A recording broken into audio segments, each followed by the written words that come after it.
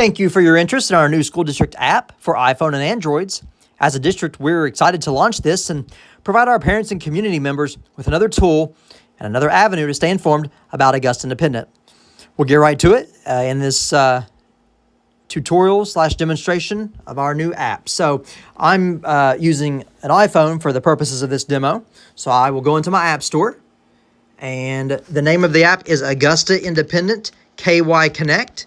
As you can see, when I type in so much, it automatically shows there. So you may not have to type in the entire name, but you click on that and you will choose, of course, to download it.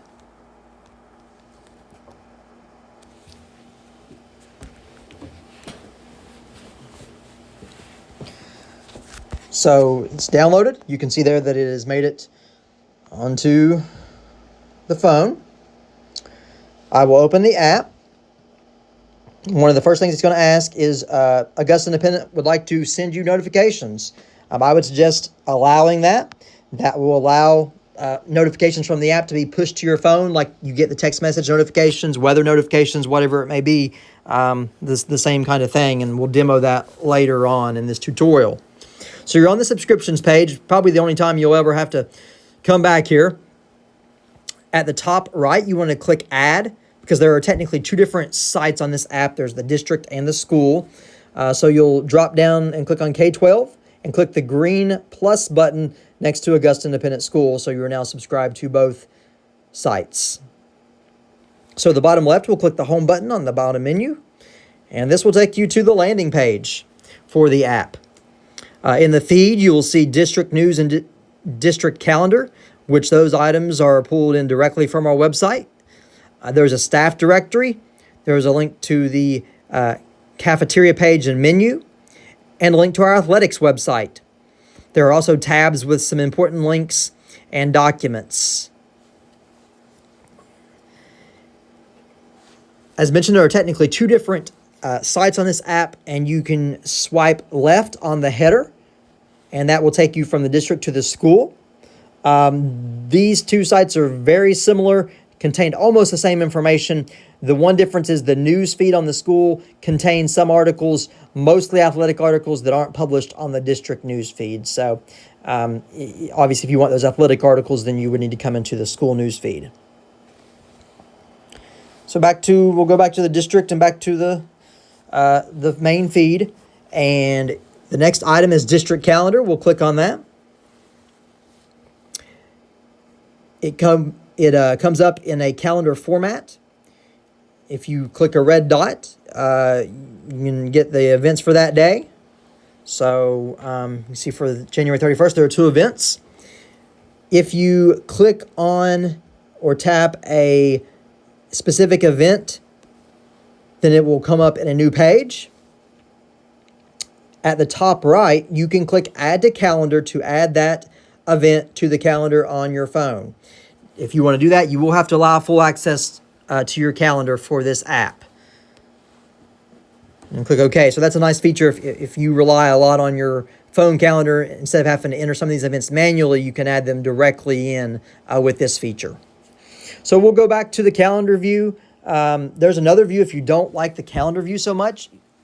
At the top right, there are three lines. You can click that, and that will put the calendar in the format of a list. So, of course, it looks like it just starts at the first of the month. So you can scroll through the list, and it will take you into February. And then at some point at the bottom, you'll have to, if you want to continue to load events in the list form, you'll have to click Load Next Month. So we'll go back to the main landing page. And next on the list is Staff Directory. This app does have the ability for teachers and administrators to add things to their profiles. Our district heavily uses Google Classroom, so I would foresee a lot of teachers not using that capability because they don't feel the need to duplicate things and post them in two places. But the point being that if they want the functionality, it is available. So we'll look at two examples. First, we'll just look at Mr. Bryant, who doesn't have anything under his page, and that's what it shows up. There's no content published here at this time. But we'll go back and we'll go into teaching staff and we'll look at Mrs. Browning. And Mrs. Browning has set up a class, first grade Mrs. Browning. And you can see we click on that and there's some areas that she could post to. She might not, but she could add class events to a calendar, have little class news articles, or upload class documents. So we'll go back to the landing page, which of course you can just click either the back button or click home to take you directly back to this landing page. You can favorite sections of the app by clicking the gray stars that you see out to the right. Those items will then show up in your favorite section. So let's say that you are wanting to see the school news articles because you want to see some of those athletic articles. So you could gray star that. And then we'll go back over to staff directory, and let's say you are a first grade parent and you want to see if Mrs. Browning is going to be posting anything. You could click on her name or her photo, and you could gray star Mrs. Browning. Or if you want to get more specific, if it was a middle school, high school teacher and they have multiple classes, you could even gray star a particular class. So anything that you star, if you go to the favorites item in your menu, you will see that now those items are showing up in the favorites menu. Finally, there's an alert section. School closing and other types of alerts could be published here. If there is an important article that we want to highlight, they may be found in this section as well. If you get a notification, one of those push notifications from this app on your phone like we talked about, then they would be found in this section. So we will take this opportunity to do a brief demo of what the push notifications would look like. So we will actually exit out of this app, and we'll just get back on our homepage of our phone so you can see what it will look like. We'll go to select, I'll publish this alert. And it should be coming through momentarily. There at the top of the screen, you can see Augusta Independent School District, one of those push notifications. You could also see if you bring this down that the notification is there in your notification section. Now, if you're in the app, of course, you could click on that and it will take you into the app. But within the app, again, I said that will show up in the alert section.